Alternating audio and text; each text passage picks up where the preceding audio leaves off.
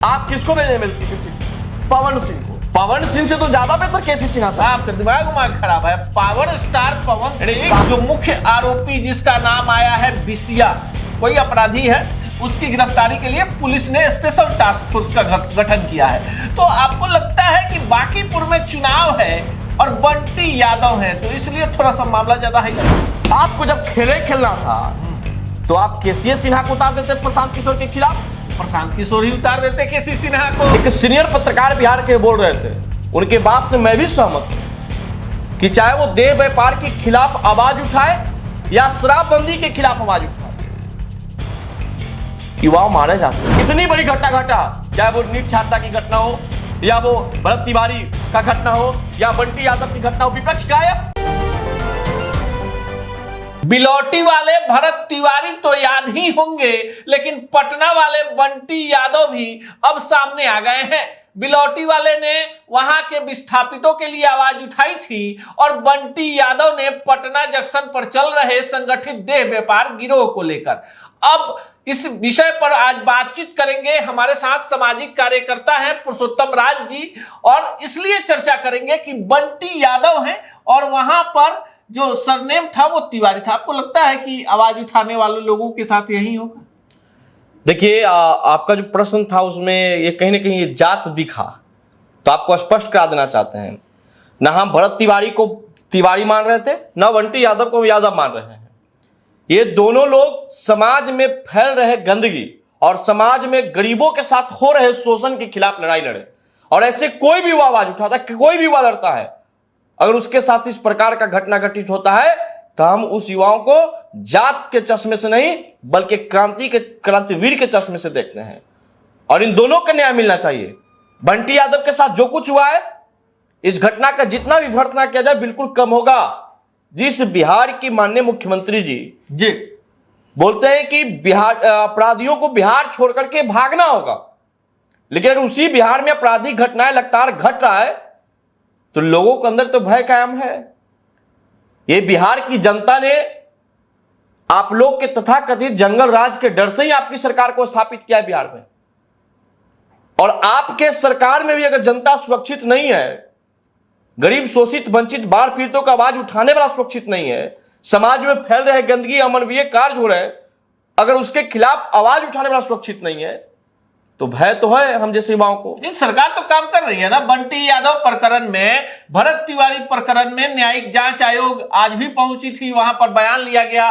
बंटी यादव प्रकरण में आधा दर्जन से ज्यादा लोग गिरफ्तार हो गए हैं, 5 पुलिसकर्मियों को निलंबित कर दिया गया है। जो मुख्य आरोपी जिसका नाम आया है बिसिया, कोई अपराधी है, उसकी गिरफ्तारी के लिए पुलिस ने स्पेशल टास्क फोर्स का गठन किया है। तो आपको लगता है कि बांकीपुर में चुनाव है और बंटी यादव है, तो इसलिए थोड़ा सा मामला ज्यादा हाईलाइट है? एक चीज देखिए समझ में आता है कि घटना घटित हो रहा, उसके बाद जांच टीम गठित भी होता है, तो चलिए ठीक है, सरकार का जो अपना काम है वो सरकार कर रही है, लेकिन घटना ना घटे आगे से इस प्रकार का, इसके लिए सरकार को रोड मैप तैयार करने की आवश्यकता है।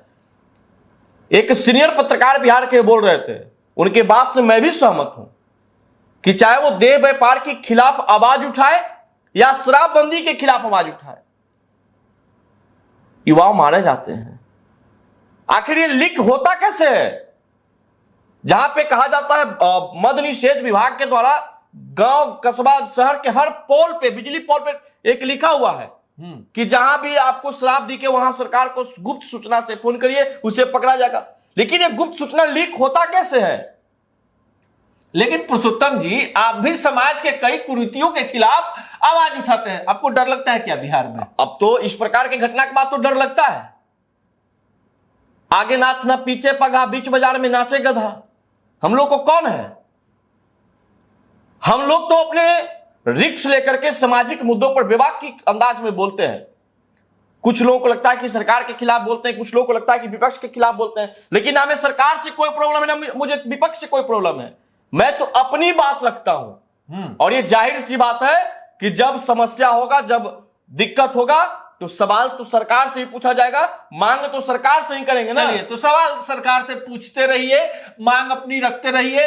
अब सीधे आ जाते हैं, चूंकि देखिए हमने शुरू किया था भरत तिवारी और बंटी यादव से, और अभी जो ये दोनों मुद्दा है वो बांकीपुर विधानसभा उपचुनाव में बड़ा ज्वलंत मुद्दा बन गया है, कहीं ना कहीं सरकार को घेरने के लिए। तो दूसरी तरफ केसी सिन्हा, बड़े गणितज्ञ, बड़ा चेहरा, और आज बीजेपी में शामिल हो गए। पुरुषोत्तम जी इसको किस रूप में देखते हैं? पहले तो हम महान गणितज्ञ जिनके मैथ के पुस्तक पढ़ के हम आज यहां तक पहुंच रहे हैं जी, इनका पुस्तक हमने 10वां भी पढ़ा, 12वीं भी पढ़ा, और ऐसे व्यक्ति अगर राजनीति में आते तो मैं इनको तो राजनीतिक जीवन के लिए बधाई सर को देंगे, लेकिन सर से बस यही कहेंगे सचेत रहिएगा।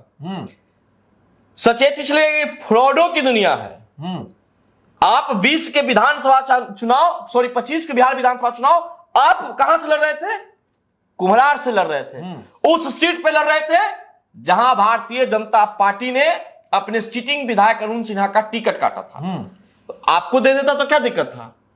तो संजय गुप्ता को आपने टिकट दिया। एक पढ़ा लिखा गणितज्ञ के सामने आपने संजय गुप्ता जी को लाकर के खड़ा करके आपने उनको चुनाव हरवाया। चलिए ठीक है, कोई बात नहीं, होता है। बीजेपी ने थोड़ा चुनाव हरवाया। लोकतंत्र में पुरुषोत्तम जी कोई कहीं से चुनाव लड़ सकता है। सर आप ये बता दीजिए कि केसी सिन्हा सर का चुनाव लड़ने की इच्छा था, तब तो वो जनसुराज गए। क्यों गए? क्यों नहीं भारतीय जनता पार्टी उस वक्त अपने साथ बुलाकर उनको टिकट दिया? क्या आप बहुत पढ़े लिखे व्यक्ति हैं, आपको आने से बिहार का राजनीतिक परिदृश्य चेंज होगा, हम लोग को अनुभव मिलेगा। आइए पट्टा उड़ाते हैं भाजपा का, आपको 20 के विधानसभा कुम्हरार से लड़ाते हैं। बेचारे तो मजबूरी में लड़े जनसुराज से। अब देखिए हो गया, चुनाव भी हार गए। चुनाव हारने के बाद सर राजनीतिक से दूरी बनाए हुए थे। अब बांकीपुर का चुनाव आ गया संयोगवश। उससे पहले एमएलसी का भी चयन हुआ है बिहार में। आप किसको भेजे एमएलसी के सीट? पवन सिंह को। पवन सिंह से तो ज्यादा बेहतर केसी सिन्हा साहब। आपका दिमाग खराब है। पावर स्टार पवन सिंह, भाजपा के स्टार प्रचारक पवन सिंह। देखिए बताइए पुरुषोत्तम जी, आप जैसे व्यक्ति ये बात कहेंगे, बीजेपी तो पवन सिंह को बड़ा पोस्टर बनाती है। मैं शिक्षा के दौर पे बात कर रहा हूं। पावर स्टार पवन सिंह है, लॉलीपॉप लाके लोग गाना गा सकते हैं, वो भोजपुरी इंडस्ट्रीज के पावर स्टार हैं, वो अपने प्रोफेशन में पावर स्टार हैं, उससे मुझे कोई कुतरेज नहीं है। आप उनको भी मौका देते, उससे हमको कोई दिक्कत ये नहीं करे कि पवन सिंह को दम जाना ही नहीं चाहिए था। जाना चाहिए था भाई। आप उनके ऊर्जा का, आप उनके संचार का आपने फायदा उठाया तो उनको तो भेजना ही चाहिए। लेकिन जो केसी सिन्हा सर को आप इस उपचुनाव के संदर्भ में वोट लेने के ख्याल से आपने जो पार्टी ज्वाइन किया, वो केसी सिन्हा का सर को तो आप रास्ता ही ले सकते हैं ना, एमएलसी भी बना सकते थे ना। तो अभी केसी सिन्हा आज ही आए हैं। क्यों आए हैं आज? आपने क्यों आज लाया? क्यों आवश्यकता पड़ गई आपको? उतना बड़े महान गणितज्ञ को आप ऐसे क्यों करते हैं आप लोग? यही तो मैं पूछना चाह रहा हूं। कल तक नितिन नवीन जी पटना थे, कल नितिन नवीन जी के हाथों से उनको आप ज्वाइनिंग करवा देते। केसी सिन्हा सर को कोई हल्के में आकर आए? देखिए सवाल बड़ा है, इसलिए कि केसी सिन्हा राजनीति में उतने ज्यादा घुले मिले नहीं है। प्रशांत किशोर ने एक गणितज्ञ को और एक ऐसे व्यक्ति को जिनकी लिखी हुई किताबें 9वीं 10वीं से लेकर आगे की कक्षाओं में बिहार ही नहीं पूरे देश के बच्चे पढ़ते हैं, चुनाव में उतरते हैं प्रशांत किशोर की पार्टी से 2025 में। चुनाव हार जाते हैं, फिर 2026 में हम लोग हैं और बांकीपुर का उपचुनाव हो रहा है। अब देखिए केसी सिन्हा नाम है तो जाति भी बता देते हैं, कायस्थ जाति से आते हैं। बिहार के जातीय जनगणना में कायस्थों की संख्या 0.50 बताई गई है। पूरे बिहार में अभी वर्तमान में महज एक कायस्थ विधायक हैं, वो भी उनका अपना बड़ा पारिवारिक विरासत है और उनका नाम है समृद्ध वर्मा। बीजेपी में थे लेकिन जदयू से टिकट मिला और चुनाव जीत गए। समृद्ध वर्मा के पिता जो हैं उनका एक बड़ा औरा रहा है। दूसरी तरफ नितिन नवीन राज्यसभा के सदस्य हैं और बीजेपी के राष्ट्रीय अध्यक्ष हैं। ऐसे में जिन नीरज सिन्हा को बांकीपुर में टिकट दिया गया, आपको नहीं लगता है पुरुषोत्तम जी आप भी संघर्ष कर रहे हैं? ठीक है, आप किसी पॉलिटिकल पार्टी से नहीं जुड़े हैं, नीरज सिन्हा जैसे एक साधारण कार्यकर्ता को बीजेपी ने मैदान में उतार कर ये मैसेज देने की कोशिश की कि बीजेपी अपने कार्यकर्ताओं का सम्मान करती है। नहीं, देखिए कार्यकर्ताओं को तो सम्मान होना ही चाहिए, हर पार्टी को कार्यकर्ता का सम्मान करना चाहिए। और नीरज सिन्हा से मुझे कोई कुरेज नहीं है। एक ठीक है बेचारा बूथ लेवल से कार्यकर्ता मंडल अध्यक्ष तक जा रहा है, उसको आपने टिकट दिया, बहुत बड़ी बात है। कोई इसको हम लोग हल्के में नहीं लगता, अच्छा बात है कि आपने दिया।